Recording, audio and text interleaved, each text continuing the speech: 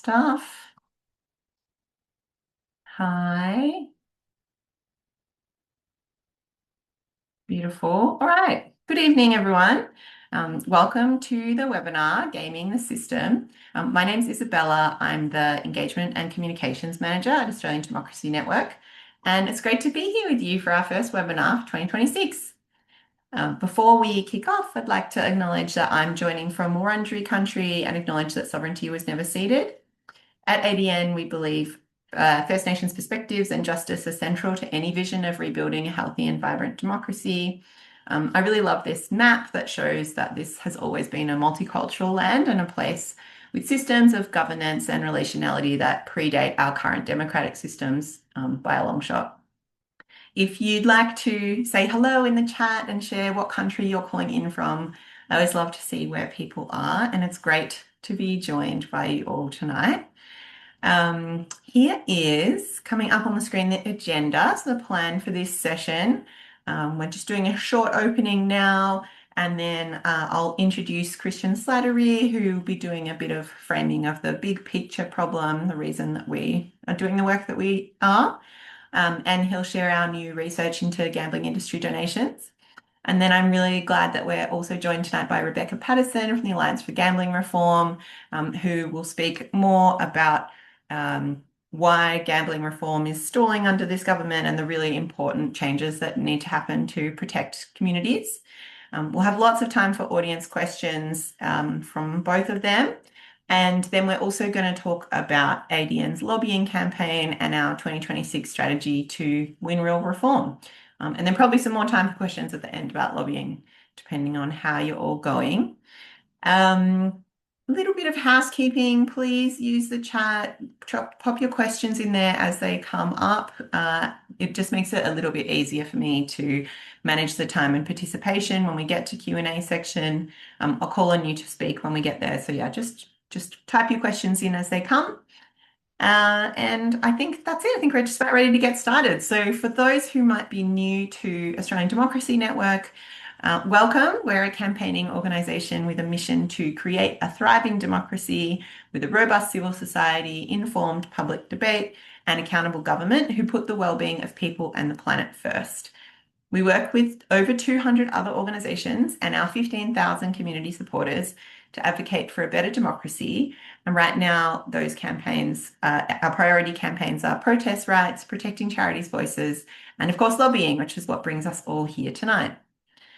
I'm very happy now to introduce Christian Slattery. Christian is a campaigner with a background in law, environmental science, and politics. He's led national climate campaigns with organisations including the Australian Conservation Foundation and Market Forces, and he's come to ADN to lead our Fair Democracy program. Floor is yours, Christian. Great. Thanks, Isabella. Hello, everyone. Delighted to be with you. I'm coming to you from Bunurong country here in Victoria. Thanks for the generous introduction, Isabella. And it is really great to be joining you here at Australian Democracy Network.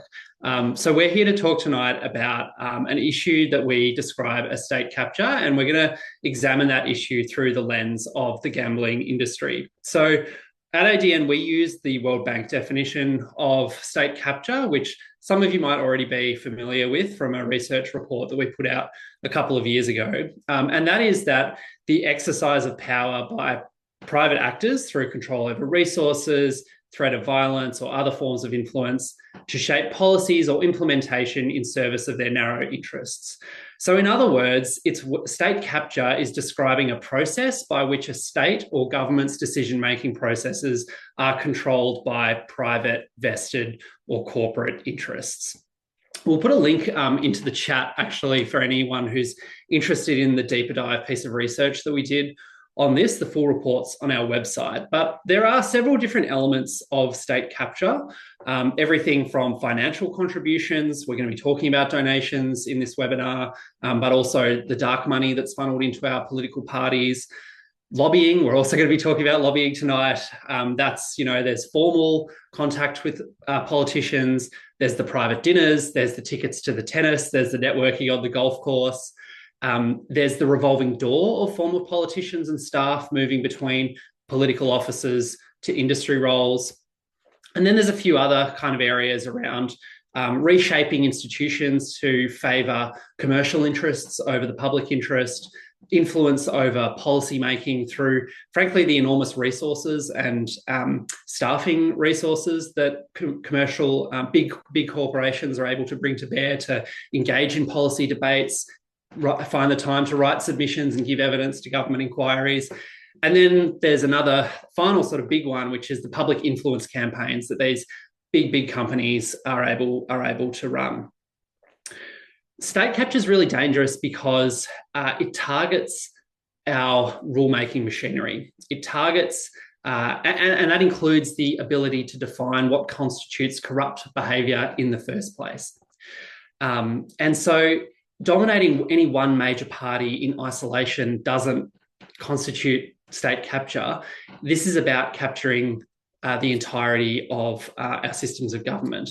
And so to be able to endure through election cycles, to ensure that unfavourable policies are killed off at the earliest possible stage, a key element of state capture is managing political parties that are both in government and in opposition as well.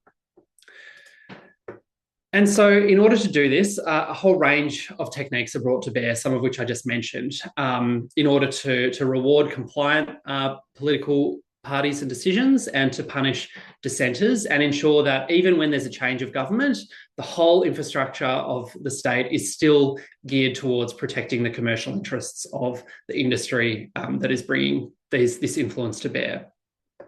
So it's this really broad scope, this issue of state capture. It encompasses governments, opposition parties, the media, public influence campaigns, and it's what differentiates it from, your brown paper bag petty corruption or the regulatory capture of individual agencies. It's all encompassing. It's in its total approach to capturing systems of government.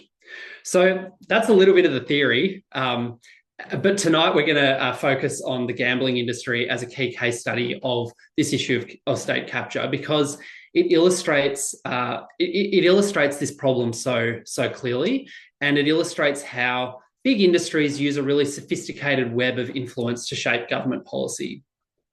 Now I know that Rebecca's going to touch a little bit more on this later, so I'll leave that to her. But just before I kind of dive into the donations research that we've done, I just wanted to name a couple of big stats on the gambling industry, because this is an industry that does cause enormous social harm in our community. Australians lose over $31 billion per year on gambling, and that is more than the federal government spends on aged care, which is just a pretty staggering statistic, I think. And I know personally from speaking to friends who are high school teachers, I mean, maybe some of you might know them yourselves, that this is a really big problem for young people too. 1 in 3 12 to 17-year-olds gamble, almost half of 18 to 19-year-olds gamble.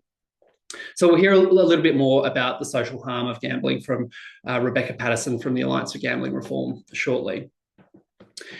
All of that is to say that gambling companies are profiting off this social harm, and that's why the stakes are so high, why these companies have been so invested in efforts to prevent regulation of online gambling advertising.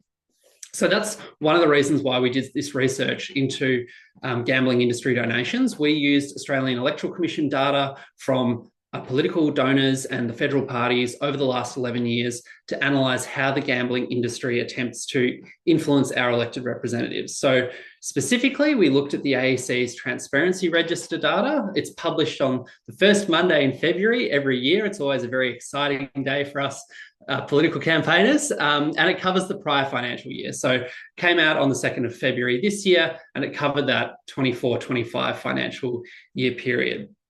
So our analysis looked at the major parties, Liberal, Labor, National.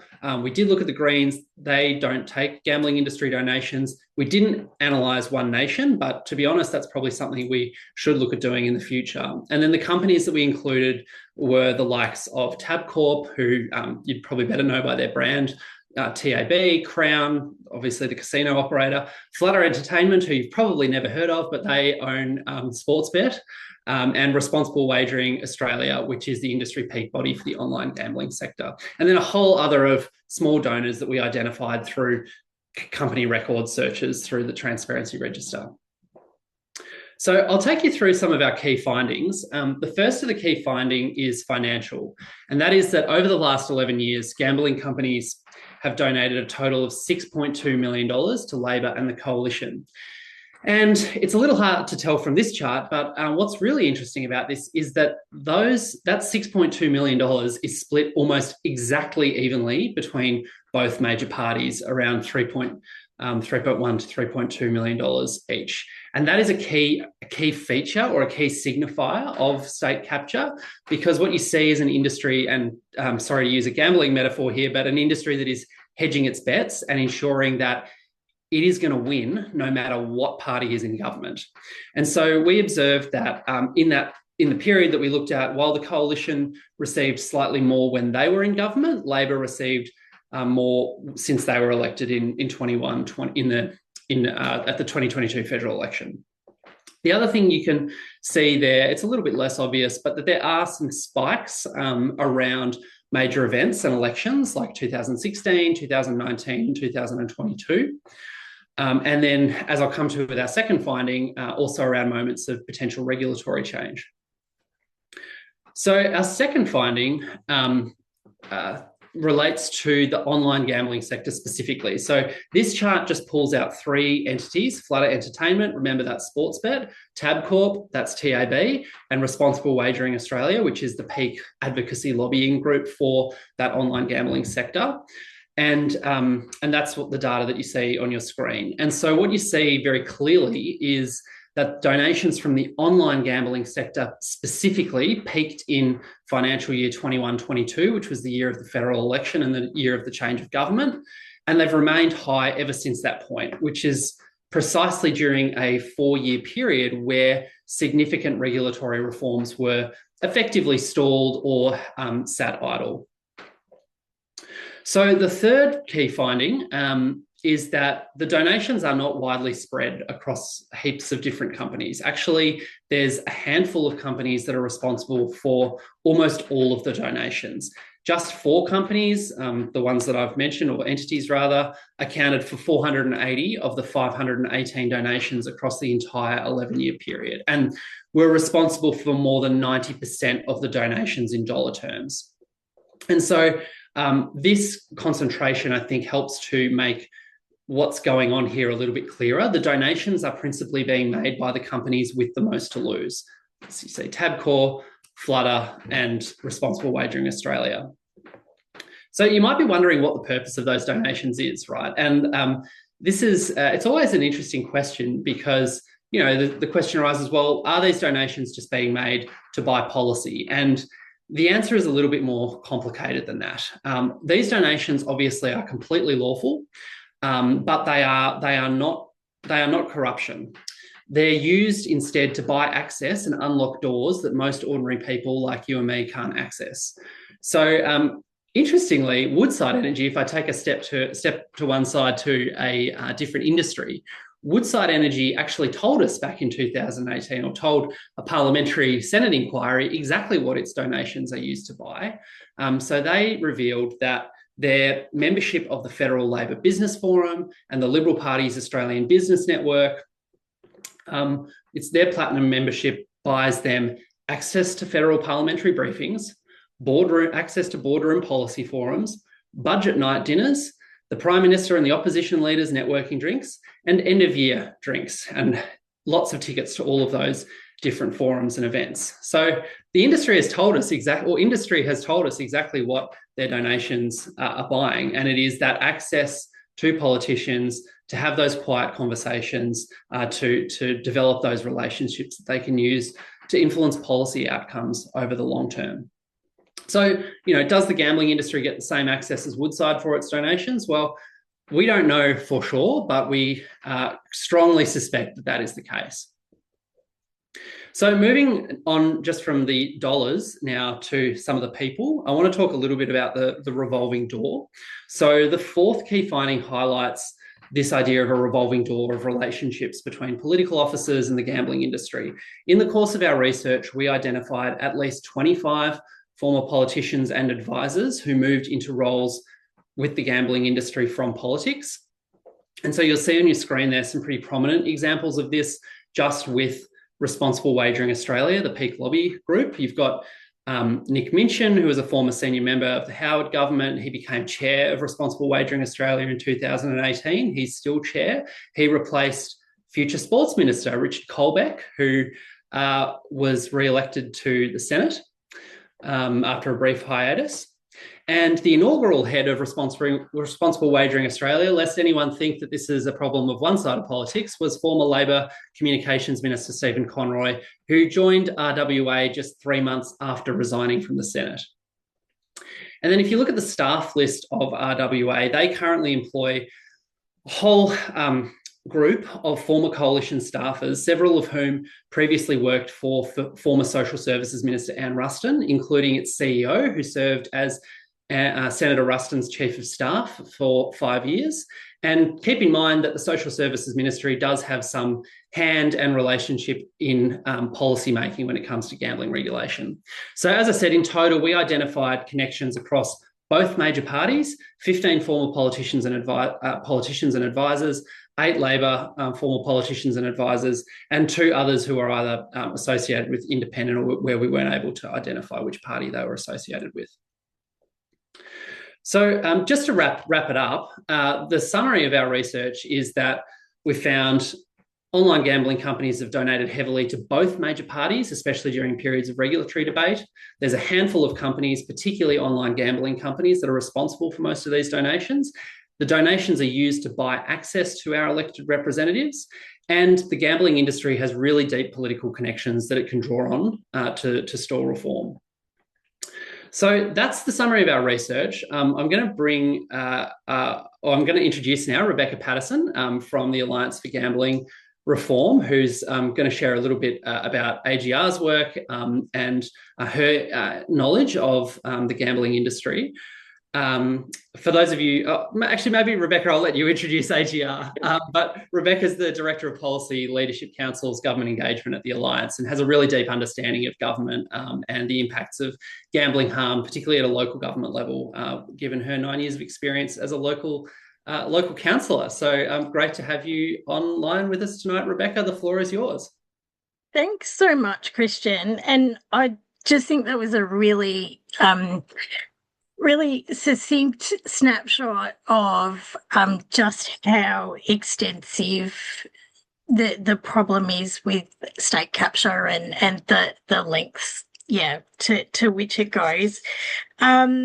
So the Alliance for Gambling Reform, just quickly, was formed a decade ago, actually came out of local government in Victoria, who were looking around and really concerned about, the amount of expenditure on pokies in their local areas and, how just how many people were experiencing gambling harm in their communities. And it was a campaign they took to their state election in 2014. They weren't successful in sort of getting any different approach from the government that was elected, which was the Andrews government.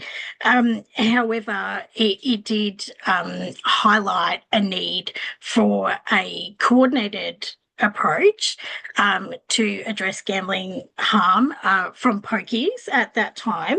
And a lot of the research they did identified just how important the siloing of different stakeholders and supporters of gambling reform was to the idea, to allowing the industry to flourish. So that was the purpose in coming together, and it was originally around 10 local government councils. Now there's around about changes a bit, but 23 to 25 in Victoria, and over time the focus has changed from just being on poker machines to then looking at the reprehensible behaviour we were seeing out of the casinos across Australia, and then into looking at online gambling, which is obviously in that 10 years has really gotten a grip on the country, and as Christian said, 31.5 billion in losses in 23-24. So Christian also mentioned that I'm a local government councillor myself, and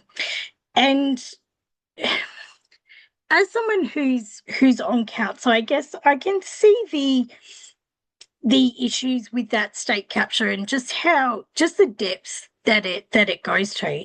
So when you look at local government, you would think, well, they don't really have a lot to do with, gambling. That's the online gambling, that's a federal issue, and pokies, that's a state issue. Sorry, excuse me, the air conditioner is getting to me.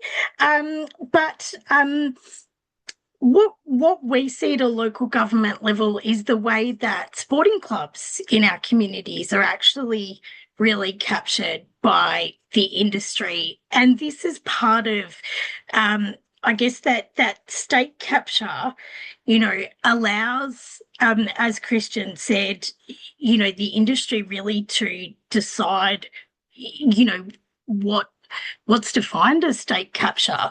And local sporting clubs across Australia are heavily influenced by pokies venues, largely. In WA, it's not pokies venues, but it's the Lottery West and the grants that come from Lottery West, as they don't have pokies in Western Australia in the suburban areas, just in the casino. But clubs who are looking for, sponsorship, look around their community, and the first people putting their hand up to sponsor local footy clubs, cricket clubs, netball, whoever it is the pokies venues.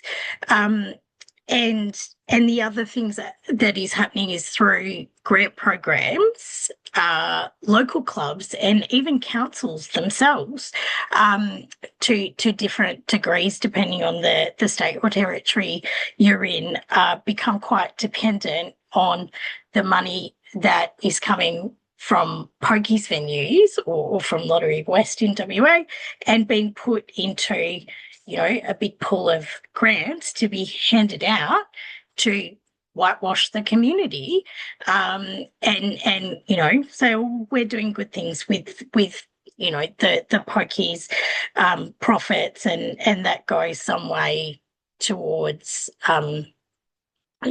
undoing the harms on the community, but so that's how we see it at a local level. And then when you combine that with, footy clubs that are having, we're having, a 16-year-old who's playing the under-17s, and they get promoted up to the under-19s because there's a spot. And, when they go, they train with the under-19s and they play, they get taken to the pub after training or after the match. They're seeing the guys sitting around and, playing on their gambling apps and talking about odds. And, all of this goes towards creating a culture where, for young people who are, seeking out a healthy activity of playing community sport, are really being exposed and groomed and having a harmful product normalized to them, in this very multi-layered way. Often they'll have their presentation nights at the local pokey venue. And then when we look at the fact that, I wanted to point out now that something that's really important to remember when you look at the federal issue and just all the capture there, a really key point is that the feds don't actually make any money from gambling. So when you talk about state capture and you look at it on a, in a state or territory context, they are actually making some money. There's tax income, there's licensing fees, from pokies, from and from wagering providers that are licensed within their state, and then also a point of consumption tax on the wagering, on any wagering that happens within their state. But the feds aren't getting anything there. There's no money. So there's no sort of, tax income that they're trying to protect, or licensing income that they're trying to protect by having these relationships, which I think just really highlights, even more just how strange it is, and how it can only be capture that keeps this going, because there really is no reason for federal government to, look at the wagering industry with a favourable eye, because they're not making any money. We all know it harms people, and it actually puts a huge strain on the economy through it, through the harms that it does in the ways that it puts strain on mental health system, justice system. There's all sorts of ways that it impacts the community. And we think that it's roughly about, for every dollar lost to gambling, twice that is spent by governments around the country to address the harms. So, I think it just highlights the depth of that, state capture, when they're convinced to continue to, not turn their attention to making changes to a product that is clearly causing, so much harm, and the government's not even trying to protect an income that it's having. So, and I wanted to highlight the point that by getting in at that grassroots level through local government and through community clubs, they really support, I guess, the work that they do, the lobbying work, the state capture kind of work that they do, by creating, huge amounts of people in the community who view gambling through a favourable lens, or, feel that they can't really question it because they're taking some money, or they're somehow benefiting, and they don't want to bite the hands that feeds them. And, between those two levels, you can see how it doesn't change. And of course, the states and territories are no better when it comes to the way they're captured, by the gambling industry in its different forms, and the, everything that you have seen Christian talk about, all of those graphs in terms of the, fairly equal split between the two major parties, and, the uptick in the expenditure prior to elections, the uptick in expenditure as you come towards, legislative decisions. It holds true for every state and territory around the country as well. So these industries, and I work with FAIR, the Foundation for Alcohol Research and Education, and I work with the Food for Health Alliance, and work with Vic Health, who are came out of the tobacco legislation. We call these industries harmful industries because that's what they are. They do harm to the community, and the only way that they can continue to do such egregious, such obvious harm without, anyone taking them to task is because of the very sophisticated and, consistent and multi-layered approach that they take to engaging politicians and communities across the country. Amazing. Thank you so much, Rebecca. It's really incredible to hear the huge numbers behind the cost of gambling harm, like both those direct losses you talked about and also the wider impact. I just want to say part of ADN's approach to change making is to work with other organisations, and I have such respect for AGR's work and for your work. So thanks again for joining us. We're going to do some questions from the audience now, specifically about the gambling research and about Rebecca's presentation. I've seen questions come through about lobbying as well. We're going to come back to them shortly. I might actually, Kelly, if you want to, sorry, I just need to make it so that you are able to unmute yourselves. But Kelly, I was going to invite you to ask your question first.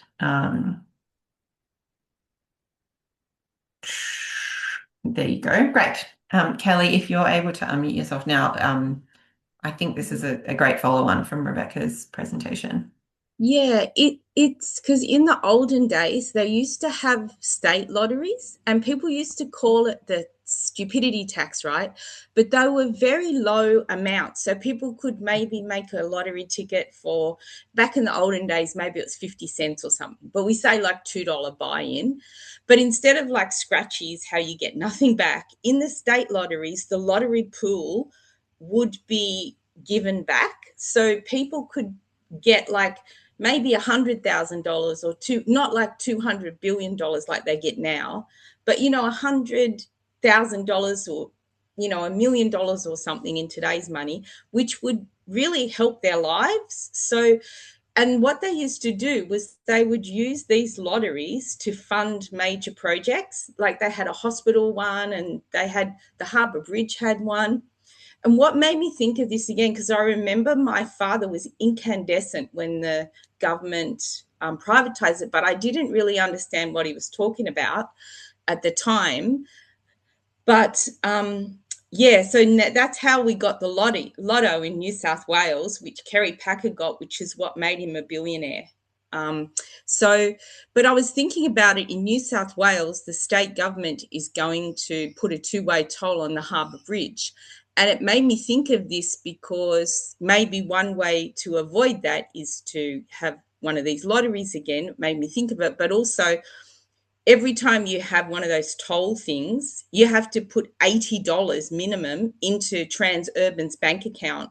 So the government could take that money in escrow, get the interest, subsidise the tolls, and that's a side thing. But it's what made me think about that. In the olden days, they used to have those state lotteries. So, I mean, they're still a little bit not ethical because it is gambling, but it's a very different type of gambling. It's not predatory. And does that, I don't know, maybe it's wrong. I thought your question, Kelly, was maybe about a way for people to participate in that kind of activity that's outside of the corporations and what the group thought about that. Yeah. Yes. Yeah. I think look, it's a really good question, and I think I'm actually, just FYI, I am actually a lot older than I look, so I can remember.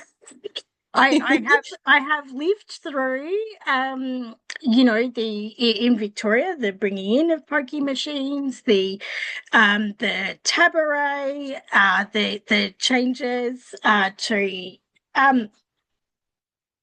sorry, I've got kids. Just decided they might just see if I'm done yet. So I do recall those, things were different. I think as much as I'd like to be able to say I think that could work, I think my answer would actually be that as much as I'd like for it to be able to work, I think there's a few issues. One, the world's changed a lot since then, and I think it was simpler, it really was simpler times. And I think that today. Yeah, but that just leaves that. Is it gone? Oh, sorry, and I think that really the genie's out of the bottle in a lot of ways when it comes to lotteries and the way they're set up across Australia. I think one of the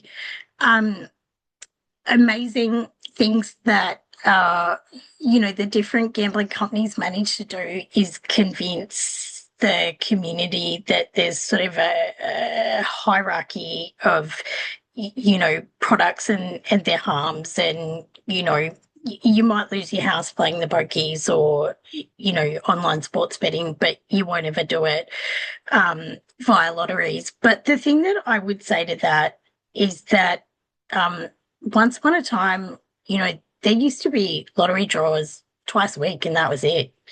They're now like every night of the week, and there's Keno Go, which is online, and you can buy a ticket every 3 minutes. There's foreign match lotteries. So I could go online now and I could buy a ticket to a lottery in the US. If I bought a ticket to that, the jackpot would be nothing less than $2 billion. And I could buy hundreds of tickets in hundreds of lotteries across the world, sitting in my home here in Melbourne. And so it's been scaled up and digitized to a point where, products like lottery, which were twice a week, are now becoming year on year more akin to the online, gambling products, where there's very little friction, between the point at which you think I want to gamble and the point at which you can lay your money down and gamble.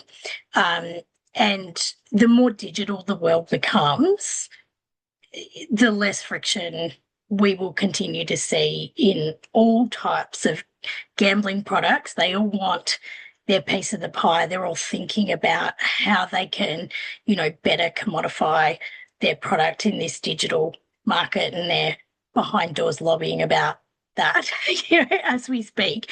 And so no, I don't think that's the answer. The other concern I would have with that is I mean, right now, today in Victoria, for instance, the taxes from pokies go into the hospitals and charities fund and into the mental health fund, into, as part of the Victorian government budget.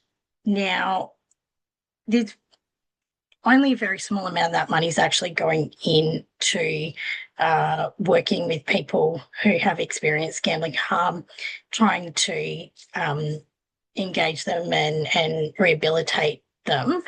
And it's going into quite a broad pot. And, some would say that, some of the expenditure from those particular areas of the budget, aren't getting the best bang for buck for our community when it comes to, our sort of mental health and social well-being.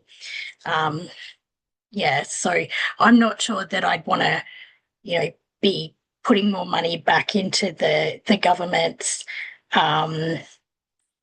pockets. I think I'd rather create a system that meant, hardworking Australians kept more of their money in their pockets, to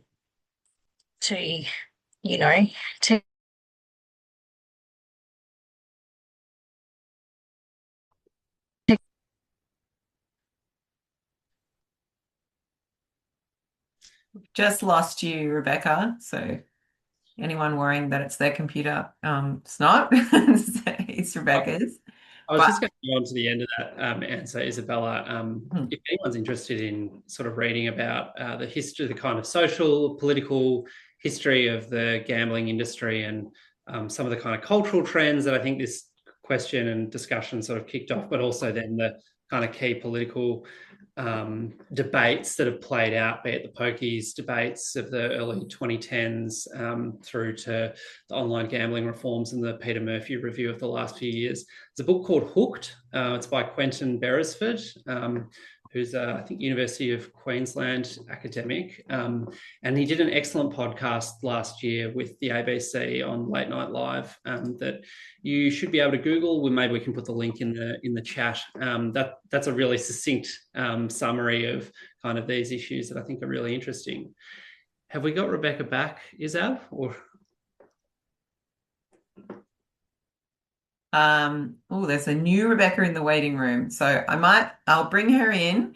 But I just want to say, Kelly, thanks for the great question and for your participating in the chat as well. While these things are complex, I think it's important that we're always like sharing new ideas and thinking together about how things could look different and how our society could look different. I might go to Tim's question. Tim had a question about the High Court. And welcome back, Rebecca. We've got you. Yay. I'm so sorry about that. That happened to me once last week, and now I will have to investigate what's happened again. But it's never happened before, so sorry about that. Tim, have we got you? Are you able to You do, unmute? sorry, Yeah, yes. I'm curious about what work has been done on convincing the High Court that we actually can do something like ban donations from this industry sector, because it is one thing for those of us in this room and on this call to be convinced that the problem is real and exists. It's another to convince a group of highly paid lawyers who are specifically paid to pick holes in legal arguments and at great cost to the gambling sector defend them from what we're trying to achieve. I'm happy to have a crack at answering that one, Tim. It's a really great question. I think broadly, you're testing my memory of constitutional law a few years ago. But certainly that question of whether particular industries, whether it's gambling, whether it's other I guess what you could characterize as harmful industries should be banned from political donations is a really legitimate question. In Queensland, actually, they did have a ban until very recently, like 2 weeks ago, on political donations at a state level from property developers. There isn't, to my knowledge, or maybe Rebecca, you might know whether political donations from the gambling industry are banned at a state level. I'm not sure. I'm not aware of that personally. But you're right, Tim. Like if a state or the Commonwealth was going to legislate such a ban, it would have to be it would be tested by the High Court, and the question the court would ask would be whether it is a reasonable and proportionate burden on the implied freedom of political communication, and that would be a complex question that is probably outside my sphere of expertise to answer in terms of how the High Court would go on that. But it is a good question, and I do know that the Greens at the moment have some legislation that they've tried to bring before the Parliament federally that would ban donations from a variety of sectors, I think including gambling, but also fossil fuels and a couple of others. Thanks, Christian. Thanks, Tim. Lots of good commentary in the chat about needing better consumer protections and the role that a progressive income tax might play in filling the gap by gambling companies. I might pass us back to Christian now. I'm seeing more questions about the lobbying work, so I might pass us back to Christian to talk a little bit about how all of this money in politics relates to our lobbying campaign, and then we'll come back to more questions shortly. Great, thanks. Yes, so let's kick back into that kind of broader issue around actually, it's a really good segue from Tim's question around like what are some reforms that could be that we could push for that would help to strengthen our democracy across the board and level the playing field between really big industries like gambling and everyday people. So something actually that the Prime Minister has spoken about many times is the importance of integrity in politics. And so this is a quote from a speech that he gave in 2019 when he was the opposition leader, where he said that the best antidote to corrupt decision-making that puts self-interest before people is a big dose of Australian sunshine. So that was a quote given in the context of a speech about Labor's plans to stand up the National Anti-Corruption Commission. But I think the principles for it are relevant to all manners of integrity safeguards that our democratic system needs. I mean, broadly speaking, the government's actions on political integrity have been disappointing, especially in the context of the really high expectations that were set before and when they came to government. Transparency International last week, some of you might have seen, published their global corruption index last week. Australia's rating fell by 1 point in the last year. And I think there's a really broad expectation that the government needs to do significantly more on integrity measures and on cleaning up politics so that it works for people rather than profit. So, why are we focused on lobbying rules specifically in 2026? Well, just to put those laws into some context, we have seen some movement from the government on donations reforms. There are new laws that will come into effect from the 1st of July. There are actually, I think the best way to characterize those laws is that there's some good and there's some bad. So on the good side, there are some elements to do with transparency. And while they're not everything that we would have liked to have seen, they are a significant improvement on the status quo and will mean that instead of waiting sometimes, as I said earlier, up to 18 months before we get to see donations that are made to political parties, that will happen more or less on a monthly basis and closer to a daily basis during election periods. So that's a really good change. Then there are some other changes to donation caps and expenditure caps and a whole heap of really technical donation laws that I'm not going to dive into in tonight's webinar. But broadly, there are elements of that legislation that very much insulate the major parties and make it harder for smaller and independent candidates to campaign and to raise money. And so there's currently a High Court challenge that's being led by a couple of former representatives, Zoe Daniels, Rex Patrick, to those laws that we're going to be watching really closely because it may be successful, and if it's successful, it may overturn some elements of those laws. So that's the donations front. The other side of it that we've seen some movement on, obviously, is around the National Anti-Corruption Commission. It's great that there's a NAC that's in place. That's something that we've, ADN and other civil society organisations, and probably a whole lot of you through your volunteer work had campaigned on for a very long time. It's very unfortunate that it's been plagued by issues of secrecy and conflicts of interest around its chief commissioner over the last few years. So there's the NAC. And then I guess the third pillar of some of those big, broad democratic infrastructure reforms that we think we need to see are around lobbying, because lobbying rules in Australia at a federal level have been pretty much untouched since 2008, when the Rudd government created the Lobbyist Code of Conduct. So that's almost 20 years ago. And the Commonwealth now significantly lags the states and territories in terms of lobbying rules. Look, no jurisdiction is perfect, but the states are ahead of the Commonwealth in quite a number of ways. And we're actually also lagging some comparative jurisdictions overseas. The USA, not that I would list the US as a beacon of democracy in any way, shape, or form at the moment, and I say that with a partner who is American. But the US has had lobbying laws in place since 1946. So it just goes to show you how kind of how much of an outlier Australia is. The good news is that we have a really clear roadmap for what lobbying reforms are needed to strengthen our democracy and level the playing field between big corporations and everyday people. And some of those have actually been mentioned in the chat. So thanks for the segue so far, people.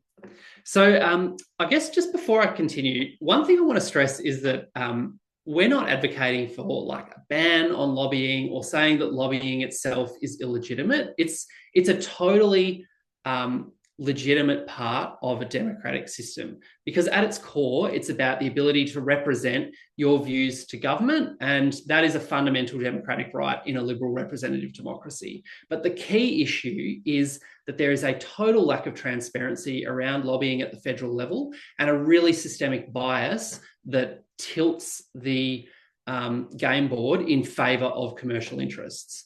So we're calling for an overhaul of Australia's very outdated federal lobbying laws, and the things that we say at a minimum that needs to include are things like the rules having the force of law, not policy. So at the moment, the rules are just a set of guidelines, I think the quote is from Pirates of the Caribbean, more a set of guidelines than actual rules. And so those laws need to be backed up by an independent regulator that has appropriate civil and criminal penalties to ensure compliance. Transparency International have done some work and found that in the last 3 or 4 years, there's been over a dozen breaches of the current lobbying rules, and not a single lobbyist has been sanctioned under those rules. Another key thing that I think I saw in the chat, that was shared in the chat, is the disclosure of ministerial diaries. So that's a really key substantive reform that we want to see, that would enable the public to see who is meeting with decision makers, when are they meeting with decision makers, and for what purpose are they meeting with them. And this is already standard practice in Queensland, in New South Wales, in Victoria. There is already publication of ministerial diaries on, in some cases, a monthly, some cases a quarterly basis. And that's going back to the Prime Minister's quote from earlier. That's about shining the spotlight so that we can understand what are the interests at play when big conversations like gambling reform are on the table and being debated. And then the final sort of substantive change that I'd point to is that we're seeking to extend the duration and scope of cooling off periods to stop the revolving door between government, or to put in place stronger safeguards around that revolving door between government and the industries that they are responsible for regulating. So currently, this period is 18 months. But if you remember Stephen Conroy from earlier and him moving to the Responsible Wagering Australia 3 months after resigning from the Senate, this 18-month period is more or less never enforced, and not only that, it really lacks any enforcement mechanism. There's no penalties that are associated with those rules as they currently stand. So we think the minimum period should be at least 3 years to align with a parliamentary term. There's certainly plenty of good arguments in favour of making it longer, but one of the key things is that it needs to be backed in by strong laws and an independent regulator to enforce it. And yes, I can see a comment in the chat about rules being meaningless unless they're resourced to enforce them. And that is absolutely the case. The independent regulator of this sort of regime would need to be really well resourced to monitor compliance and enforce compliance. So how are we going to bring about these rules? What's our strategy to win?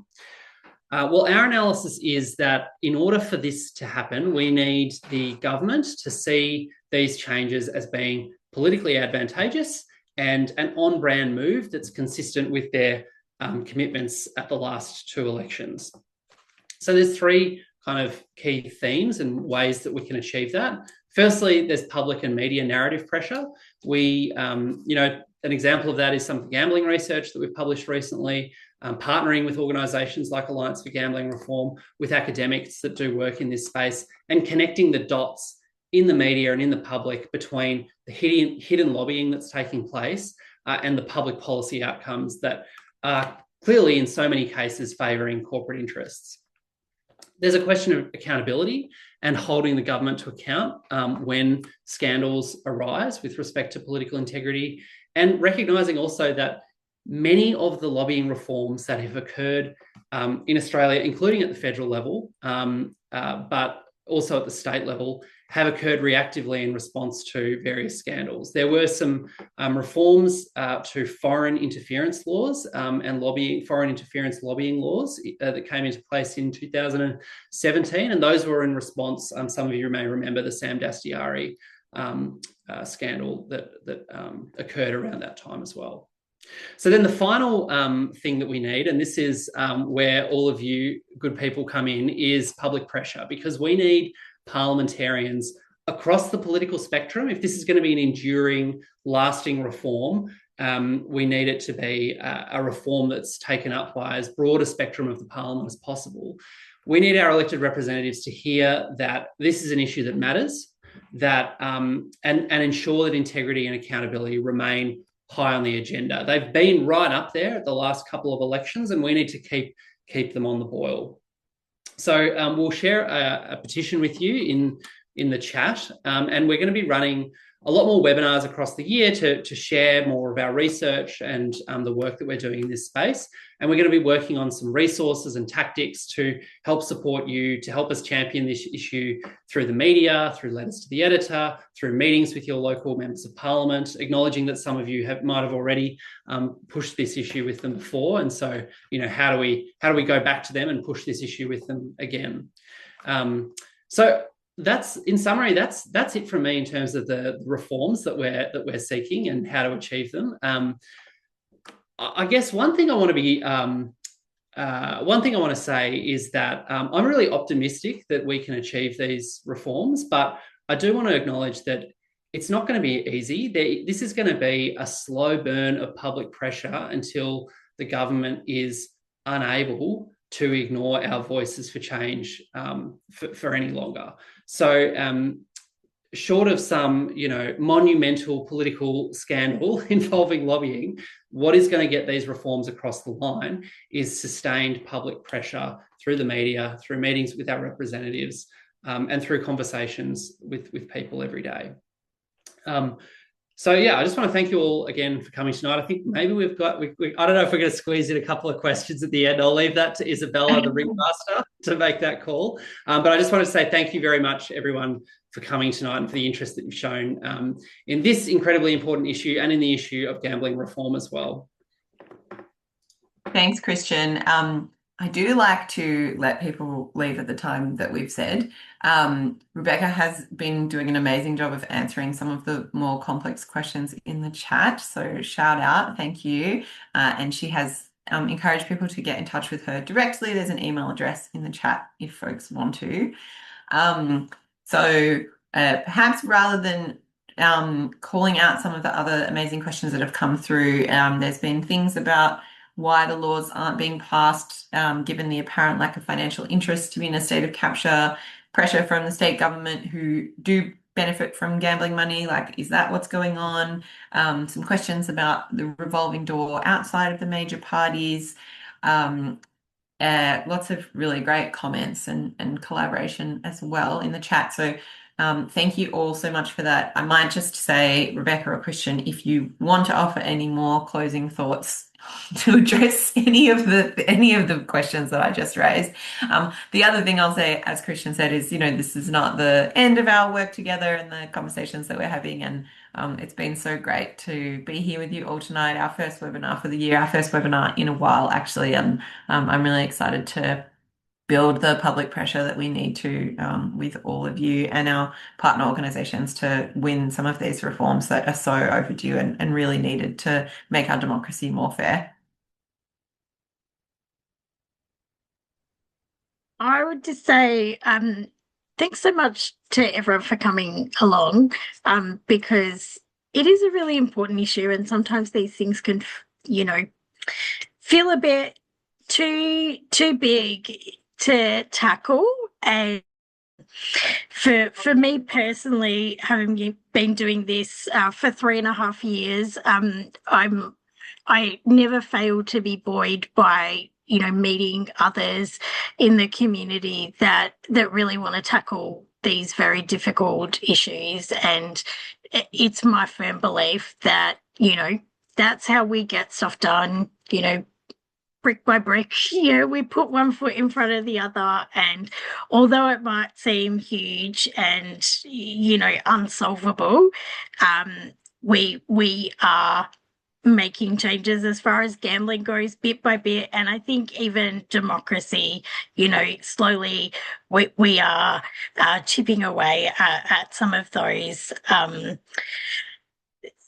so some of those rules or conventions that have, you know, that limit democracy in Australia. So I just want to say again, thank you. And it's really, really great to have your questions and know that you're all out there asking questions and, you know, trying to make the kind of changes that we're trying to make too. So thank you.